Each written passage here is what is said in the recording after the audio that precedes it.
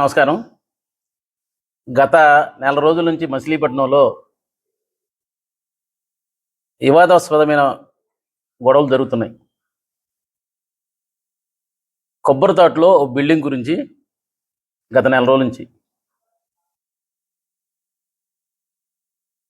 ఒక వివాదాస్పద గొడవలు జరుగుతూ, అట్లాగే ఒక కన్స్ట్రక్షన్లో ఉన్న బిల్డింగ్ని స్లాబ్ వేసుకున్న తర్వాత నేలమట్టం చేయటం, బందర్ చరిత్రలోనే ఇటువంటి ఈ పడగొడతం అనే కార్యక్రమం ఎవరు చేయలే. ఆ సందర్భంగా మా ఎంపీ గారు ఢిల్లీ ఉండి కూడా ఇక్కడ ఏం జరుగుతుందో తెలుసుకుని డైరెక్ట్గా మచిలీపట్నం రావడంతోనే ఆ బిల్డింగ్ నీరు వచ్చాడు. వచ్చి మా జన సైనికులకి అందరికీ మంచి భరోసా ఇచ్చారు. ఆయన ముందుగా ఆయనకి మా తరపు నుంచి అప్రిషియేట్ చేస్తున్నాం. మచిలీపట్నం జన సైనికుల దగ్గర నుంచి ఆయన మేము అభినందనలు తెలియజేస్తున్నాం. ఎందుకంటే ఆయన ఇచ్చిన భరోసా మామూలు విషయం కాదు. జన సైనికులు అందరూ చెల్లవదరగా చెదిరిపోయి ఉన్నారు ఆ రోజున జరిగిన కార్యక్రమాలను చూసి. ఆయన ఒకే మాట మాట్లాడాడు, అవతల ఏ పార్టీ అయినప్పటికీ, మన వ్యతిరేక పార్టీ అయినా కూడా అతను బిల్డింగ్ కట్టుకుంటే మనకు కూల్చడం అనేది అసలు తప్పు అన్నాడు. నాకే జరిగిందా ఆయన బిల్డింగ్ ఎవరన్నా వ్యతిరేక పార్టీలో బిల్డింగ్ కట్టుకున్నా కూడా వాళ్ళు ఎంతో కష్టపడి 20 సంవత్సరాల పాటు కష్టపడుకుని ఆ పిల్లల్ని చదివించుకుంటూ చిన్న బిల్డింగ్ కట్టుకుని పిల్లలు పెళ్లి చేసుకునే ఉద్దేశంతో కట్టుకుంటారు. అలాంటి వాళ్ళు వాళ్ళని 40 లక్షల రూపాయలు నిర్దాక్షిణ్యంగా, ఎటువంటి ఆర్డర్ లేవు. ఆయన కలెక్టర్ ఆఫీసులో కూడా వాళ్ళు మాట్లాడారు. ఏమని మాట్లాడారు? కమిషనర్ గారు నుంచోబెట్టి నాకు ముందు అసలు ఎట్లా పడగొట్టేవారు తేల్చమన్నారు. ఏం సమాధానం చెప్పట్లా. ఏ రూల్ ప్రకారం పడగొట్టావని అడిగారు. ఏ కోర్టు ఆర్డర్ ఇచ్చింది పడగొడతాకని అడిగారు. అడిగిన దానికి ఒక్క సమాధానం కూడా లేదు. కలెక్టర్ గారు పక్కనే ఉన్నారు. పోనీ ఈయన కూల్చమన్నారా అడిగారు. ఈ పై అధికారి ఏమన్నా ఆర్డర్ ఇచ్చారా అన్నారు. ఆర్డర్ ఇవ్వాల. 200 మంది పోలీసులు వచ్చారని చెప్పి అన్నారు. ఎవరు ఆదేశిస్తే పోలీసులు వచ్చారన్నారు. ఏ ఆర్డర్ ప్రకారం పోలీసులు వచ్చారన్నారు. అదేమన్నా డిఫెన్స్ సైటా అని అడిగారు. అట్లాగే రైల్వే సైట్ అని అడిగారు. ఏం మాట్లాడినా కమిషన్ మాట్లాడలేదు. దీనికి పరమార్థం ఏంటి? వెనక నుంచి ఎవరో చేయించారనే ఉద్దేశంతో ఆయన జరుగుతుందనే తప్పు నుంచి వేరేదేం లేదు. అనాథరిగా వాళ్ళకి అన్ని అనుమతులు ఉన్నప్పటికి కూడా బిల్డింగ్ పడగొట్టడం జరిగింది. మరి ఏమన్నా తేడా ఉంటే కలెక్టర్ గారు మాట్లాడేది ప్రతిదానికి ఆన్సర్ చేయగలరాడు. ఆయన నా దగ్గర ఇది ఉందని పడగొడతాక ఆర్డర్ లేదు, కోర్టు నుంచి ఆర్డర్ లేదు, పై అధికారి నుంచి ఆర్డర్ లేదు, స్పెషల్ ఆఫీసర్ కలెక్టర్ ఇవ్వాల, కలెక్టర్ నుంచి అది లేదు. మరి 200 మంది పోలీసులు వచ్చి పడగొట్టేశారు. సమాధానం లేదు. ఒక వ్యక్తి ఉన్నాడు అక్కడ ఆ వార్డులో, ఎవడో చెప్పుకోవాల్సిన పని, దిలీప్ అనే వ్యక్తి ఉన్నాడు, బ్రోకర్. అతను రోజు కోర్టు పక్షి. ఆయన నిత్యం నేను దిలీపుని చెప్తాను, నువ్వు వెళ్ళి జిల్లా కోర్టు దగ్గర విజయవాడలో ఒకటి తీసుకుంటే, సో అక్కడ హైకోర్టు దగ్గర ఒకటి, ఢిల్లీలో సుప్రీంకోర్టు కూడా రూమ్ తీసుకో. నీ బతుకు కోర్టులు బతుకు. 24 గంటలు నువ్వు చేసే పని ఏంటంటే ప్రతి వాళ్ళ మీద బ్రోకరేజ్ చేయటం, ప్రతి వాళ్ళని బెదిరించేసి కోర్టుల వ్యవహారాల్లో ఎంతసేపు అదే పని. ఆ వ్యక్తి ఎక్కడన్నా ఒక మంచి పని చేశాడో ఎవరైనా చెప్పండి. బెదిరింపు సెక్షన్ కాకపోతే నువ్వు రెవెన్యూ వాళ్ళని బెదిరిస్తూ ఉంటావు, టౌన్ ప్లానింగ్ వాళ్ళు బెదిరిస్తూ ఉంటావు. అట్లా ప్రతి ఒక్కరిని ఎవరో వెంచర్ వేసుకుంటే దాన్ని బెదిరిస్తూ ఉంటావు. నాకు 600 గజాలు కావాలి, 700 గజాలు కానీ వాళ్ళు ఎవరో ప్లాన్ వేసుకుంటే చిలకలపూడిలో ఎవరితో కొనుక్కుంటే వాళ్ళ తాలూకా ఒక మనిషి అంట ఎవరు కనపడలేదంట, ఈయన కనపడిందంట, ఈయన తీసుకొచ్చి వాళ్ళ అడ్డం పెట్టేసి నీకు 600 గజాలో 1000 గజాలో రిజిస్ట్రేషన్ చేయాలి. ఎక్కడెక్కడ లూప్స్ హోల్స్ ఉన్నాయా, ఎక్కడెక్కడ బ్రోకరేజ్ వస్తుందా, ఎవరిని బెదిరించాలా అని ఇదే పనిలో 24 గంటలు నేను ఇదే పని చూస్తూ ఉంటావు. అందుకే నీకు చెప్తున్నా సలహా, దిలీప్ నీకే చెప్తున్నా, నీవు కలెక్టర్ ఆఫీస్ కూడా తీసుకో. కలెక్టర్ దగ్గరికి వెళ్తూ ఉంటావు, ఒక నైట్ కలెక్టర్ ఆఫీస్లో పడుకో, కలెక్టర్ ఆఫీస్ కాడ రూమ్లో పడుకో, నెక్స్ట్ డే జిల్లా కోర్టు కొట్టించుకో. నీకు వాయిదాలు ఉంటాయి కదా, నీ పర్సనల్ వాయిదాలు ఏముండవు. అందరిని బెదిరించే వాయిదాలు ఏమైనా మాట్లాడాడుకో పొరుగు నష్ట దావా వేస్తాడు రేపు పొద్దున. నన్ను నా మీద వేస్తాడు. ఇప్పుడు పొరుగు నష్ట దావా చూడండి, రేపు పొద్దున పొరుగు నష్ట దావా వేస్తాడు నాకు. నేను పెద్ద వ్యక్తిని, నా మీద ఆయన అనుచిత వ్యాఖ్యలు చేశాడని చెప్పి జిల్లా కోర్టు ఇల్లు చూసుకో. అయితే అక్కడికి వెళ్ళి విజయవాడలో హైకోర్టు దగ్గర చూసుకో, సుప్రీంకోర్టులో కూడా ఒకటి తీసుకో. ఎందుకంటే నీకు అంతమించి ఇంకేం పని ఉంటుంది నీకు? 24 గంటలకు బ్రోకరేజ్ పనే కదా. నువ్వు వచ్చి ఒక ఎంపీ, గౌరవమైన ఎంపీ గారిని ఫోన్ వ్యాఖ్యల్లో నీ ఇష్టానుసారంగా మాడతావా? ఆయనకి ఎక్కడో ఎంట్రన్స్ లేదా? నీకు తెలుసా ఆయన గురించి ఏమన్నా? ఏం తెలిసి మాట్లాడుతున్నావు నువ్వు? ఏమి తెలియదు నీకు. నీ అంతసేపు ఎవరిని బెదిరించాలా, ఎవరిని చేయాలా అని ఇదే పనులు. ఆయన గురించి తెలుసుకో. ఆయన 3 సార్లు ఎంపీ చేశాడు ఆయన. నువ్వు ఒక్కసారి కౌన్సిల్ గెలుస్తాకి 800 ఓట్లు తేడాతో ఓడిపోయావు.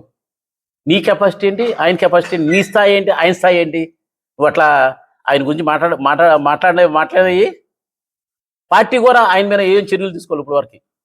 ఎంపీ గారిని అంటే పార్టీ మీద చర్య తీసుకోవాలి. అదే మా పార్టీ అయితే ఎంపీ సస్పెండ్ చేసేస్తారు. చిన్న విషయం జరిగితే సస్పెండ్ చేస్తారు.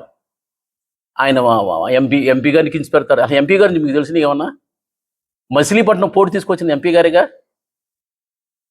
అట్లాగే medical college MP గారేగా.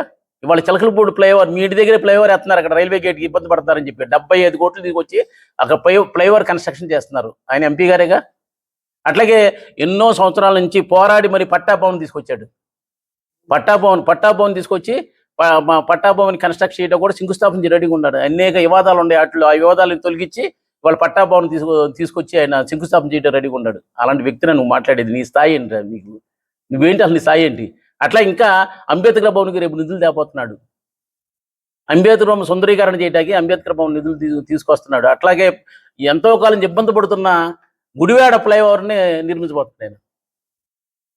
Gudivada flyover చాలా ఇబ్బందులు ఉన్నాయి, అట్లాంటి గుడివాడ ఫ్లైఓవర్ నిర్మిస్తున్నాడు. అలాగే మనకి బందర్కి బ్రహ్మాండమైన డెవలప్మెంట్ కోసమని మచిలీపట్నం టు బాపట్ల రైల్వే మార్గం డిపిఆర్ ఢిల్లీలో కూర్చుని ఆయన, నీలాంటి గెల్లి నాయకుడు కాదు ఆయన, ఢిల్లీలో కూర్చుని పెద్ద పెద్ద పనులు చేస్తూ ఉంటాడు. ఆయన పెద్ద పెద్ద ప్రాజెక్టులు చేస్తూ ఉంటాడు. ఇక్కడి నుంచి ఇప్పుడు డైరెక్ట్గా బాపట్ల వరకు రైల్వే మార్గానికి డిపిఆర్ రెడీ చేసుకుని డిపిఆర్ ఓకే చేసుకున్నాడు. రాబోయే కాలంలో కూడా అది వచ్చేదంటునో దీంట్లోనో నెక్స్ట్ ఇయర్లో మాత్రం ఖచ్చితంగా ఇది రైల్వే మార్గానికి అవుద్ది. 4-5 సంవత్సరాల్లో ఆ రైలు మార్గం కూడా పూర్తి అవుద్ది. అలాంటి పెద్ద పెద్ద పనులు చేస్తున్న మంత్రి ఆయన పట్టుకుని, ఎంపీ గారు పట్టుకుని నీ ఇష్టాసారంగా మాట్లాడుతున్నావు.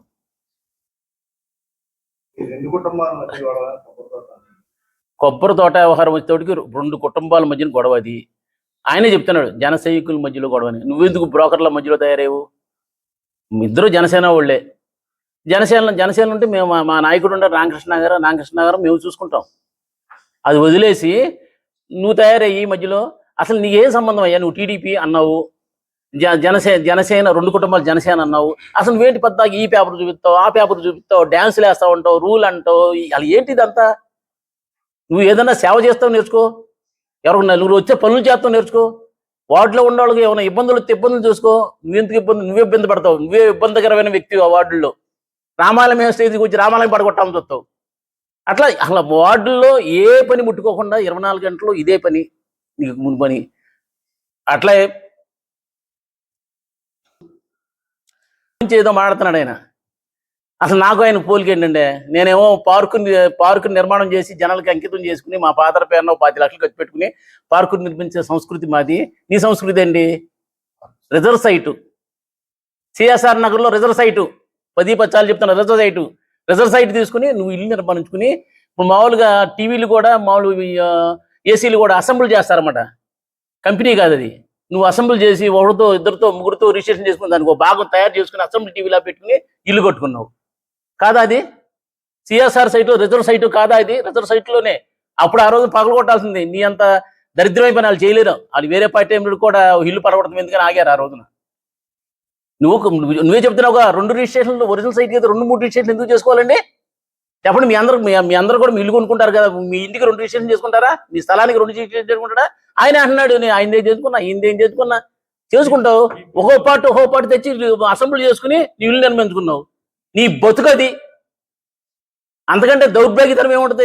నేనే చెప్పుకుంటున్నా, నా ఇల్లు కరెక్ట్ కాదు, నేను ఆడితో రిజిస్ట్రేషన్ అన్నా, ఈడితో రిజిస్ట్రేషన్ అని చెప్పి రిజిస్ట్రేషన్ చేసుకుంటున్నావు. అర్థమైందా? నా గురించి మాట్లాడే హక్కు నీకైతే లేదు. ఎందుకంటే నేను పార్కు నిర్మించా. నేను పార్కుని మా నాన్నగారి పేరున కొట్టే వెంకటేశ్వరరావు మున్సిపల్ పార్క్ అని, కేవీఆర్ పార్క్ అని, సెంట్ ఫ్రాన్సిస్ స్కూల్ ఎదుగుండా నేను పార్కుని నిర్మించే సంస్కృతి, పార్కు నిర్మించి దానికి అంకితం చేసి అక్కడ మొత్తం అన్న మెయింటెనెన్స్ కూడా నేనే చేసుకున్నా. నువ్వేమో పార్క్ సైట్లు ఇల్లు కట్టుకుంటున్నావు. కట్టుకుని పెద్ద గొప్పగా ఇద్దరితో రిజిస్ట్రేషన్, అసలు ఎవరన్నా ఎక్కడనే చెప్పండి ఇద్దరితో రిజిస్ట్రేషన్ చేసుకున్న ఎవరు ఉన్నారా?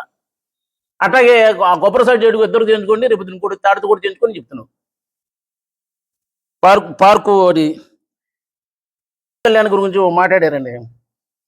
ఈయన మాట్లాడుతూ నిన్న పవన్ కళ్యాణ్ గారి గురించి మాట్లాడాడు, కాపు సమారాధన గురించి మాట్లాడాడు. చెప్తాను. పవన్ కళ్యాణ్ గారు మీరు జరిగినటువంటి సందర్భంగా అన్న ఇవాళ కాపు కులానికి తిరిగి మళ్ళీ పవన్ కళ్యాణ్ నాయకుడు వచ్చాడు రంగా గారి తర్వాత. కాబట్టి మనకి ఇష్టం ఉన్నా లేకపోయినా సరే మనం అందరం కూడా పవన్ కళ్యాణ్ గౌరవిస్తున్నాం. కాబట్టి పవన్ కళ్యాణ్ ఈయనకి ఇష్టం లేదంట. పవన్ కళ్యాణ్ అంటే ఈయనకి ఇష్టం లేదంట. రంగారావు గారి తర్వాత రంగా గారు వచ్చారని ఓకే, మనకిష్టం లేదు. మన పార్టీ ఏరే కదా, మనం కాపు కొద్ది కూడా తెలియాలి కదా.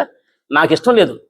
పవన్ కళ్యాణ్ గారిని గౌరవిస్తూ నాకు ఇష్టం లేదు. అయినా కూడా గౌరవించాం. ఎందుకు?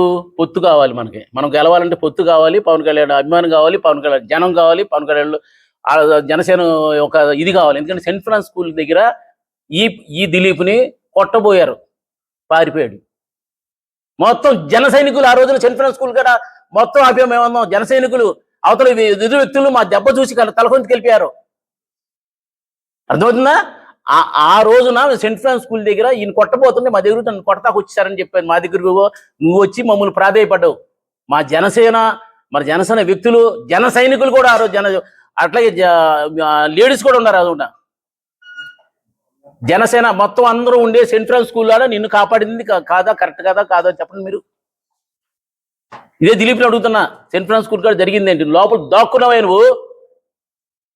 నువ్వేదో పెద్ద పెద్ద వ్యాఖ్యలు చేస్తున్నావు. ఎక్కడికి వెళ్ళా అంత ముందు రోజున నా మీద వ్యాఖ్యలు చేసేంత స్థితి నీది కాదు. పార్టీ కష్టాలు ఉన్నప్పుడు నువ్వు ఉన్నావా? మీ పార్టీలో నేనున్నప్పుడు మీ పార్టీకి చాలా ఇబ్బందికరమైన వాతావరణం ఉంది. అన్ని గొడవలు జరుగుతున్నాయి, కేసులు పెడతా ఉన్నారు, అరెస్టులు చేస్తా ఉన్నారు, రకరకాల ప్రాబ్లమ్స్ ఉన్నప్పుడు నువ్వు ఎక్కడికి వెళ్ళావు? ఒక్క రోజున ప్రెస్ మీట్ పెట్టావా? పార్టీ అధికారం లేనప్పుడు, ప్రతిపక్షంగా ఉన్నప్పుడు ఒక ప్రెస్ మీట్ అని పెట్టావా? వాళ్ళు ప్రెస్ మీట్ పెడతావు నేనంటే దమ్ముగా ఇటు కూర్చున్నావు, వచ్చావన్న ప్రక్రియ నువ్వు మాట్లాడిపోయినప్పటికీ పార్టీ అధికారం రాగానే నీకు కొమ్ములు వచ్చేసినాయి, మొత్తం వచ్చేసినాయి. ఈయనకి ఎవరి మీద పడి దూసుకెళ్ళిపోతూ ఉంటుంది. ఏముందని ఎంప్లాయీస్ వాళ్ళు చిన్నవాళ్ళు, వాళ్ళు ఊరిని బెదిరితే బెదిరిపోతూ ఉంటారు. వాళ్ళని పెట్టుకు బెదిరించుకుని అందరికి బందర్లో ఉన్న వాళ్ళందరినీ, ఎంప్లాయీస్ అందరినీ టార్చర్ చేస్తున్నాడు. ఇండైరెక్ట్గా మీరు ఆఫ్ రికార్డుగా అడిగి చెప్తారు, ఏమంటే ఆడితో పడలేకపోతున్నావు అని అంటాడు. సచివాలయ ఎంప్లాయీస్ బతకనివ్వు, అట్లాగే మున్సిపల్ ఆఫీస్లో బతకనివ్వు. ఎవరన్నా ప్లాన్ పెట్టుకుంటే నీ అనుమతి తీసుకోవాలంటావు. ప్లాన్ లాగిన్లో పెడతాంటే లాగిన్ ఆఫీసర్ పరాస్పెట్టంలో ఒక్క రోడ్డుది పాపం. అతను ఇంజనీరు, అతను ఏదంటే వీళ్ళ ప్లాన్ పెట్టాడంటే లాగిన్ క్లోజ్ చేసాడు. ఇప్పుడు వరకు ఆ లాగిన్ ఇవ్వాల. అతను అతను ఏదో ఇంజనీర్ చదువుకుని భుక్తి కోసం ఏదో చేసుకుంటుంటే అతను బెదిరిస్తామంటే ప్లాన్ పెడితే అయిపోద్దా? అట్లా నీ బెదిరింపు సెక్షన్కి ఇక్కడ అయితే ఎవరు దడవరని. అసలు ఎవరా బీ టీము? ఆయన దగ్గర దమ్ము ధైర్యం ఉంటే శివు నిక్తురు అంటున్నాడు. ఏంటో శివు నిక్తురు ఉంటే మేము ఎవరైతే పేరు నాని గారి గురించి చెప్పారో ఆయనతో ఎక్కడన్నా మాట్లాడకుండా కానీ, లేదా ఆయన మాటలు ఏమన్నా మేము ఎక్కడన్నా చేరబెట్టి ఏ సంబంధం లేదు. మేము వెళ్తాం సంవత్సరానికి ఒకసారి కాపు సమారాధన గురించి వెళ్తాం. ఎవరికైనా ఇస్తాం. నీ పర్మిషన్ తీసుకోక్కర్లా, నీ పార్టీ పర్మిషన్ తీసుకోక్కర్లా, ఇంకోళ్ళకి ఏం సమాధానం చెప్పక్కర్లా. బందర్లో ఉన్న కాపులందరూ కాపు సమారాధన రావాలని బందర్లో ఉన్న పెద్దలు నిర్ణయిస్తారు. అసలు నువ్వెవడువే మమ్మల్ని నిర్ణయిస్తాక? నువ్వు ఆడి పిలువు, ఈడి పిలువు, ఆడి పిలవద్దని చెప్తాక నువ్వెవరు? నీకు సంబంధం లేని విషయం అది. బందర్లో కాపు సమారాధన అనేది మేము 40,000 మందితో నిర్ణయిస్తాం. మొన్న మొత్తం చెడగొట్టాలని చూసావు, ఏమన్నా చెడిందా? చక్కగా వచ్చి ఆ రోజున అందరూ ఆహ్లాదంగా కలిసి మాటకుని 35,000 మంది వచ్చారు. అందరికీ భోజన ఏర్పాట్లు చేసుకున్నాం. ఆ డబ్బులు ఏదో కష్టాలు ఏదో మేము పడతా ఉంటాం. అసలు కాపు సమారాధన గురించి, ఒక కాపు కూల గురించి ఈ బిల్డింగుల్లోంచి ఎందుకు లాగాల్సిన పని ఏముందంట నీకు? ఆయన మీద కోపం అంట. ఏంటి ఆ కోపం? మాకెంత కూడా కోపం ఆయన మీద? ఏదో కాపు సమారాధన గురించి కోపం అంట. కోపం ఏంటి? ఏం జరుగుతుంది ఇక్కడ? అసలు ఇది సిగ్గుశరం ఉంటే ఒక కులాన్ని తీసుకొచ్చి దీంట్లో లాగుతావా? లాగాల్సిన అవసరం ఏముంది? ఈయనేదో పెద్ద వ్యక్తిలాగా మేము కాపు భవనం నుంచి అడుగుతుంటే కాపు భవనం కూడా అడ్డుపడతాడు ఈ వ్యక్తి. మేము కాపు భవనం ఎక్కడో నిర్మించాలనుకుంటే ఇప్పుడు మాకు మా కులానికి కూడా మేము చేసుకోవాల్సిన అవసరం ఉంటుంది. అట్లాగే అందరి కులాన్ని గౌరవిస్తాం, అందరికీ చేస్తాం. జనసేనలో ఉన్న ప్రతి ఒక్కళ్ళకి ఏ కులం అయినప్పుడు కూడా ఏ అన్యాయం జరిగినప్పుడు కూడా మేము ముందుంటాం. ఒక కాపే కాదు, అన్ని కులాలకు కొమ్ము కాస్తాం. జనసేన అంటేనే అది. అట్లా ఈయన ఆ కాపు సమారాధన తీసుకురావడం తప్పు. అసలు ఫస్ట్ కాపు సమారాధనలు పిలుస్తారో పిలవపోతారో. ఇప్పుడు నెక్స్ట్ జరిగే కాపు సమారాధనలో కూడా అందరు పిలుస్తారు. అందరే అక్కడికి వెళ్తాడు పార్టీ పక్కన. ఇప్పటికే కుంపట్లు పెట్టాలని చూస్తున్నారు. ఇప్పటికే నాలుగు భాగాలుగా ఎవరో వ్యక్తులు వెనక శక్తులు ఉండి కుంపలో దీన్ని ముక్కలు చేయాలి, వీళ్ళు కాపులందరూ ఒకసారి జాయిన్ అయితే కొద్దిగా ఇబ్బందికరమైన వాతావరణం వస్తుంది, ఇబ్బంది అవుతుంది మనకు అని చెప్పి వీళ్ళందరూ కలిశారంటే మనకి చాలా నష్టం జరుగుతుందని కలవనివ్వకుండా ప్రయత్నించి అందరూ దాంట్లో నువ్వు పావులా వాడుకుంటాను నిన్ను వాడుకుంటాను. ముందు అర్థం చేసుకో. రేపు నువ్వు కూడా మా సోదరుడివే, నువ్వేం బయటోడేం కాదు. అర్థం చేసుకుని వ్యవహరించాలి. నేను మొండిగా ఉంటే ఎవరిని ఏం చేయలేవు. నువ్వు బ్యాంక్ గురించి మాట్లాడండి ఆయన. అర్బన్ బ్యాంక్ గురించి మాకేంటంటే మాకు ఇచ్చిన వాళ్ళు చెప్పింది ఏంటంటే అర్బన్ బ్యాంకులో చైర్మన్ వాళ్ళకి వైస్ చైర్మన్ మాకు ఇచ్చారు. ఏం చేయాలి? మేము అర్బన్ బ్యాంక్ వచ్చి పైకి వెళ్ళాం. చైర్మన్ గురించి మాట్లాడడానికి వైస్ చైర్మన్ మాట్లాడతలా. వంపుగళ్ళ చౌదరి గారు మా ఎస్సీ సోదరుడు, ఆయనకి మా అర్బన్ బ్యాంక్ వైస్ చైర్మన్ ఇస్తారంటే మేము అందరం ఆయనకి దండలు వేసుకుందామని శాలువాలు దండలు తీసుకెళ్ళాం. అక్కడికి వెళ్ళిన వైస్ చైర్మనే లేదని చెప్పి మా మీద చెప్పేశారు. మాకు ఇష్టం లేదు, బాయిగడ్చి వచ్చాం. మేము అక్కడేం గొడవ చేయలేదే. మేము అక్కడ అసలు ఏం మాట్లాడలేదు. మా వైస్ చైర్మన్ అని మా వాళ్ళు ఏమన్నారంటే మనోడిని గౌరవించినప్పుడు మనకు ఎందుకు మనకు వైస్ చైర్మన్ ఇవ్వలేదని చెప్పి మేము వెనక్కి వచ్చేసారు. తర్వాత వంపుగళ్ళ చౌదరి గారు ఆయన బాధ ఏదో ప్రెస్కి చెప్పుకున్నాడు, అది అయిపోయింది. అసలు అర్బన్ బ్యాంకు గురించి మాట్లాడితే వైస్ చైర్మన్ కూడా మాకు ఎందుకు ఎవరు? మాకు ఇవ్వాలే కాదు, రేపు జరగబోయేట్లు కూడా మేము ప్రతిదీ అడుగుతాం. అడిగి తీసుకుంటూ తప్పే ఉంది. ఆ రోజున ఏమి మీ దగ్గర ఏమన్నా మేము గొడవ చేసినట్టుంది? ఎవరైనా మీ విలేకరులు ఎవరైనా చెప్పండి, ఎక్కడ అర్బన్ బ్యాంకులు కూడా మేము వచ్చి ఏం గొడవ చేసామా? తెలియదు కదా. మరి చేయనప్పుడు అర్బన్ బ్యాంకు వాడుతావు, కాపు సమారాధన గురించి మాట్లాడుతావు, బందర్లో గొడవలు నీగా కావాలి. దిలీప్ గారిని ముందు నేను పొరపాటున ఈ వ్యాఖ్యలను చేశాను. ఎంపీ గారిని, అలాంటి పెద్ద వ్యక్తిని, అలాంటి మచిలీపట్నం డెవలప్ చేసడానికి ప్రయత్నం చేస్తున్నాడు ఆయన. ఇవాళ వచ్చి ఆయన సిఆర్సా నిధుల కింద పిచ్చిగా చేస్తున్నాడు. మీరు ఎవరైనా ఏమైనా కావాలంటే కూడా నో అంటలా. వీళ్ళు 20 లక్షల ప్రాజెక్ట్ తీసుకురామంటున్నాడు. ఎస్టిమేట్ తీసుకొస్తే చేస్తున్నాడు. అలాంటి వ్యక్తిని నేను పొరపాటు చేశానని చెప్పి ప్రత్యక్షంగా క్షమాపణ కోరే వరకు నిన్నైతే మేము జన సైనికుల తరఫు నుంచి వదిలిపెట్టే ప్రసక్తి లేదు. అట్లాగే ఆ బిల్డింగ్ వివాదం వచ్చేవాడికి రేపు ఎంపీ గారు కూడా చెప్పాడు. ఎంపీ గారిని ఫాలో అవుతూ మేము రాబోయే కాలంలో బిల్డింగ్ అయితే నిర్మిస్తాం. అవతల వ్యక్తులు కూడా మాకేమి వ్యతిరేక వ్యక్తులు కూడా అందరూ మనకు కావాల్సిన వాళ్ళే. అది అర్థం చేసుకుని మీరు చెప్పాం కదా, కోర్టు వ్యవహారాలు అక్కడ దగ్గరలో తొందరలో గ్రూప్ ప్లేస్ని పిలిస్తే మేము కూడా కలెక్టర్ ఆఫీస్ కాడికి అక్కడికి కలెక్టర్ ఆఫీస్ కూడా ఇల్లు, రైల్వే స్టేషన్ అక్కడ జిల్లా కోర్టు కాడ ఇల్లు, హైదరాబాద్ ఇల్లు అన్నీ వస్తే కనుక మేము వస్తామని తెలియజేస్తూ, అది ఇప్పుడు నుంచి చెప్తున్నా, మా జోలికి వస్తే కనుక నీ తాట తీస్తామని ఇంకోసారి తెలియజేస్తూ సెలవు తీసుకుంటున్నాను. ఈరోజు మేమందరం కూడా ఇక్కడ కలిసి మాట్లాడడానికి గల కారణం, ముఖ్య కారకులు ఈ దిలీప్ అనే వారే. గత 2 నెలల నుంచి ఈ కొబ్బరి తోటలో ఉన్న ఇల్లు వివాదం గురించి ప్రతిరోజు రకరకాలుగా ఈ మలుపులు తిప్పడంలో, అసలు ఈ ఇల్లు కోల్చడంలో, ఈ ఇంటి విషయంలో దూరడంలో అన్నిట్లో అతను కలగజేసుకోవడం వల్లే ఈరోజు కూటమి మధ్య విభేదాలు వచ్చే తారాస్థాయికి చేరేంత విధంగా ఈరోజు జరుగుతుందంటే దానికి కేవలం ఇమడాబత్తుల దిలీప్ అనేవారే. ఆరు జన సైనికులే, వీరు జన సైనికులే. మధ్యలో మీకు నొప్పి ఏంటండి? మీరు ఎందుకు దూరారు? వారు మాట్లాడుకుంటారు కదా. మా జనసేనలో పెద్దలు లేరా? మా జనసేన ఇన్ఛార్జీలు లేరా? వారు మాట్లాడుకుంటారు కదా. మీరు ఎందుకు దూరి ప్రతి విషయంలో మున్సిపల్ ఆఫీసులో ఏది జరగాలన్నా ఇమడాబత్తులు దిలీప్ అనేవారే కమిషనర్ అంట. అక్కడ నేను స్వయంగా విన్నా. కమిషనర్ మున్సిపల్ ఆఫీస్కి వెళ్తే మున్సిపల్ ఆఫీసులో ఒక విషయం గురించి అడిగితే ఆ ఇంటి గురించి ఏదన్నా చేయాలంటే ఇమడాబత్తులు దిలీప్ గారు చెప్పాలన్నారు. ఎందుకండి మీకేంటి సంబంధం? ఆ ఇంటి వివాదం మొదలైన కాడి నుంచి మా ఎంపీ బాలశౌరి గారి గురించి అనుచితంగా మాట్లాడతారు, మా బండి రామకృష్ణ గారి గురించి మాట్లాడతారు, కొట్టే వెంకట్రావు గారి గురించి మాట్లాడతారు, చివరికి వైఎస్ఆర్సీపీ పేరుని నాని బి టీం అంట. దాని జన సైనికుల్ని విమర్శిస్తావు నువ్వు. నీ ఉద్దేశం ఏంటి? నీ అంతరంగికం ఏంటి? అందరికి వివరంగా చెప్పు. నువ్వు మేము వైసీపీ బి టీం అయితే జన సైనికులు రామానాయుడుపేట సెంటర్లో జెండా దిమ్మ గొడవపడి ఎందుకు కడతామయ్యా? నీకు ఆ మాత్రం జ్ఞానం లేదా నీకు? వైసీపీ బి టీమా? అక్కడ స్విచ్ చేస్తే ఇక్కడ వెలుగుద్దా? మీకులాగా కాంట్రాక్టులకో పదవులకో పైరావులకో డబ్బులకో ఉన్న వాళ్ళు కాదు జన సైనికులు. జనసేనలో ఉన్నాం, జనసేన కోసం పోరాడతాం, జనసేన కోసం నిలబడతాం, జనసేన కోసం ప్రాణాలు ఇస్తాం. మాకు ఏ పదవులు అవసరంలా, మాకు ఏ పదవులు అవసరంలా, ఏ కాంట్రాక్టులు అవసరంలా, మాకు డబ్బులు అవసరంలా. మా స్వశక్తితో మేము సంపాదించుకున్న దానిలో మా పిల్లల్ని చదివించుకుంటాం, మా భవిష్యత్తును నిర్మించుకుంటాం. ఎవరి దగ్గర చేయి చాచ అవసరంలా, ఎవరి కింద పనిచేయ అవసరంలా. ఇందులో ఉన్న జన సైనికులు మచిలీపట్నంలో కాదు, స్టేట్ వైడ్ ఉన్న జన సైనికులు అందరూ కూడా అదే కాన్సెప్ట్ ఉండబట్టి నాయకులు లేకపోయినా జనసేన పార్టీ ఈ రోజు బలంగా ఉంది. ఒక్కొక్కడికి 50,000 60,000 మెజార్టీలు వచ్చినాయి అంటే అలాంటి సిన్సియర్ జన సైనికులు ఉండబట్టే ఇవాళ వచ్చింది. గౌరవ మంత్రివర్యులకు తెలియపరుస్తున్నాం, మీరు విని విన్నట్టుగా చూసి చూడనట్టుగా మాకేం సంబంధం ఉంది ఉన్నట్టుగా వాళ్ళు కొట్టుకుంటారని మీరు ఏమన్నా చూస్తున్నారా? 2 సంవత్సరాల నుంచి ఏ రోజన్నా మీ విషయంలో కూటమిలో మాకు ఇది కావాలి, ఇది జరగలేదు, ఇలా అని ఏ రోజన్నా ప్రశ్నించామా? ఏ రోజైనా అడిగామా? మమ్మల్ని ఎందుకు రోడ్డు మీద తీస్తున్నారు? మా జనసేన పార్టీని ఎందుకు రోడ్డు మీదకి తీసుకొస్తున్నారు? బాలశౌరిని అంటే, మా బాలశౌరి గారిని అంటే దిలీప్ని ఏం మాట్లాడరా మీరు? దిలీప్ గురించి ఏం చెప్పరా?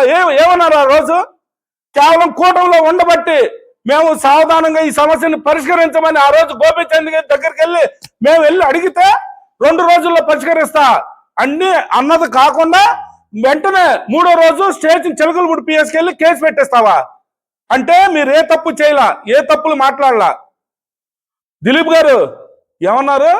తెలుగుదేశానికి ఆ వాయిస్ రికార్డులో తెలుగుదేశానికి డ్యామేజ్ జరుగుతుంది కదా ఇలా జరిగితే అని సంబోధిస్తే అవతల వ్యక్తి బొచ్చుల పార్టీ అన్నావు. నువ్వు తెలుగుదేశం పార్టీని బొచ్చుల పార్టీ అన్నావు. వాయిస్ కూడా పంపిస్తాను చూసుకో. నువ్వు ఉన్న పార్టీకి కేవలం ఈ రోజు నీకు ఒక కాంట్రాక్ట్ ఇవ్వకపోతేనే, ఒక పదవి ఇవ్వకపోతే 3వ రోజు నువ్వు తెలుగుదేశం పార్టీలో ఉండవు. నీ నైజం అది. ప్రాణం పోయినా, ప్రాణాలు అడ్డం పెట్టైనా సరే జనసేన కోసం నిలబడతాం మేము. మాతో నువ్వు పరాచకాలు ఆడుతున్నావా? కేవలం కూటమి ధర్మం కోసం అన్ని అణుచుకుని ప్రతి విషయం సర్దుకుని వెళ్తున్నాం. ఎవరైనా సరే ఖబర్దార్, జనసేన అంటే అంత చచ్చుబడి ఏం లేదు. ఉన్న 10 మంది అయినా 20 మంది అయినా అడ్డంగా నిలబడతాం, అడ్డంగా ఏదైనా చేస్తాం. అది జనసేన పార్టీ.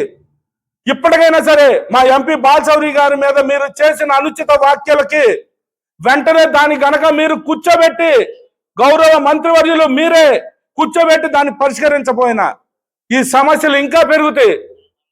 మేము అందరం కూడా పైన అధిష్టానాన్ని సమాధానం చెప్పుకోవాల్సి వస్తుంది.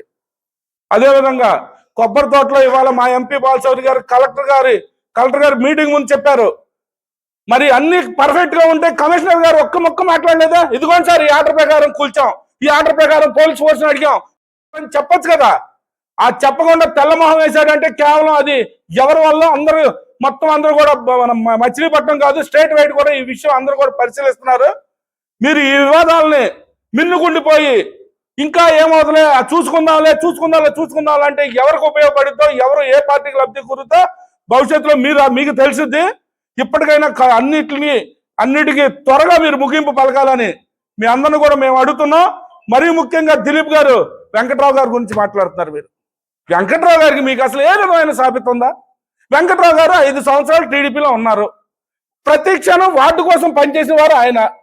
నువ్వు 5 సంవత్సరాలు అంతకుముందు వైసీపీ కాదు కాంగ్రెస్ లో నాని గారి ప్రధాన అంచెడు. అక్కడ కాంట్రాక్టులు చేసుకున్నావు, డబ్బులు సంపాదించినావు, అన్ని చేసుకున్నావు. అక్కడి నుంచి వచ్చావు టీడీపీకి. నీకు ఆయనకి ఏదో బిల్లుల విషయంలో మోకాబాసారి వర్కులు ఏదో లోపగాని ఏదో జరిగి అక్కడి నుంచి వచ్చావు తెలుగుదేశానికి. తెలుగుదేశంలో పార్టీ ఉండి తెలుగుదేశం బ్రాండు, పార్టీని ఎలా ఉండాలి, సుందరీకరణ ఎలా చేయాలన్న వ్యక్తి వెంకట్రావు గారు. నువ్వేం చేశా? అక్కడే కాంట్రాక్ట్ ఉంది, ఇక్కడే కాంట్రాక్ట్ ఉంది, ఇక్కడేం పైరావీలు ఉన్నాయి, ఇది కదా మంది. ఎలా పొంతనవుద్ది మీకు? ఇప్పుడు ఆ చిలకలపూడిలో ఉంది. మధ్యల గిరీష్ గారు చిలంకుత్తోళ్ళ దగ్గర ఏదో ఒక స్థలం కొనుక్కున్నాడు. స్థలం కొనుక్కున్నాయని ఆయన ఏదో లిటికేషన్ పెట్టావు, అటన్నావు ఇటన్నావు. 600 గజాలు ఈ నెలాఖరికి రిజిస్ట్రేషన్ కాదా? నువ్వు చేసే అన్ని పిచ్చ పనులు అవినీతిపరమైన పనులే కదా. మమ్మల్ని అనవసరంగా కెలికి పెద్ద చేసుకోబాకు. మా లాంటి జనసేన వారితో వాళ్ళ గురించి మాట్లాడేటప్పుడు ఆచితూచి వ్యవహరించండి. మాకు పదవులు వద్దు, మాకు ఎటువంటి పైరావీలు వద్దు, మాకు ఎటువంటి కాంట్రాక్టులు వద్దు.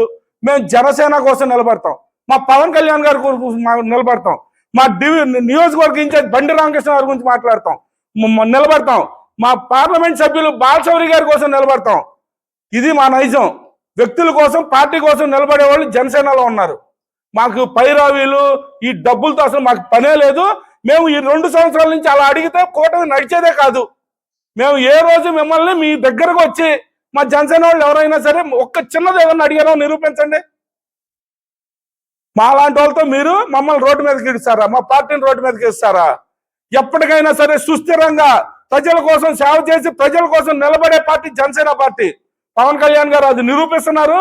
అదేవిధంగా మచిలీపట్నంలో పార్లమెంట్ సభ్యులు, అధికారం ఇచ్చిన వీరు పార్లమెంట్ సభ్యులు సిఎస్ఆర్ నిధుల ద్వారా ప్రతి పంచాయతీలో ఒక భవనం, రోడ్లు, వంతెనలు చూసుకొని లెక్కలు తీయండి. 18 నెలల నుంచి ఎన్ని చేశారో బాలశౌరి గారు.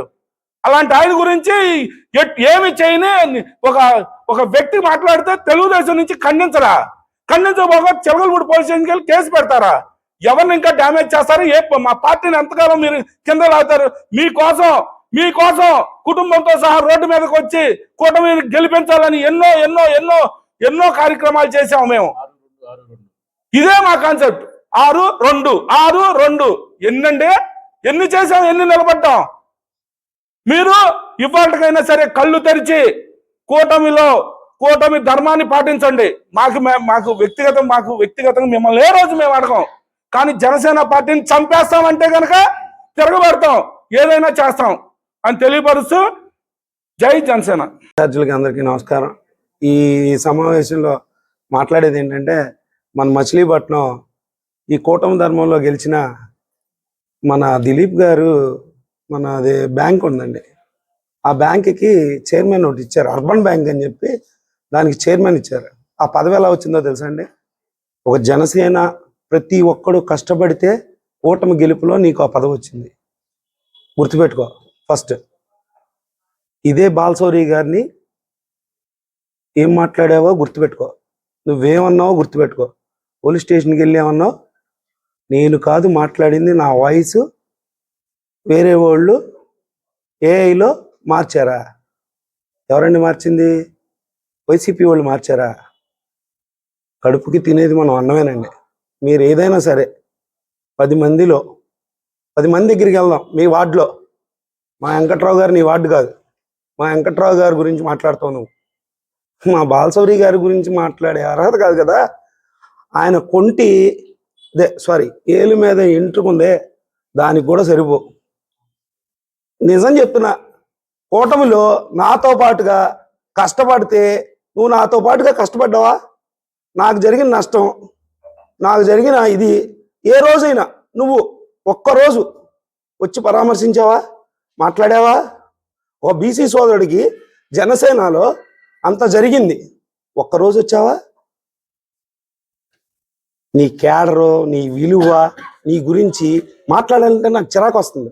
వీళ్ళందరూ తెలియ గంటల తరబడి మాట్లాడుతున్నారు. అసలు నీలాంటి కోడి గురించి మాట్లాడతాం వేస్ట్. 2 బాలశౌరి గారి గురించి మాట్లాడుతాం చూసావా? మమ్మల్ని ఆర్కే రామకృష్ణ గారు ఎక్కడికెక్కడికి తగ్గండి అంటున్నాడు. ఇప్పటికీ ఆపేస్తున్నాడు ఆయన. మనం కూటమి ధర్మం, వాళ్ళు అన్నారనుకో వాళ్ళే పోతారు, మీరు ఊరుకోండి, మీరు ప్రెస్ మీట్ పెట్టమాకండి అన్నారు.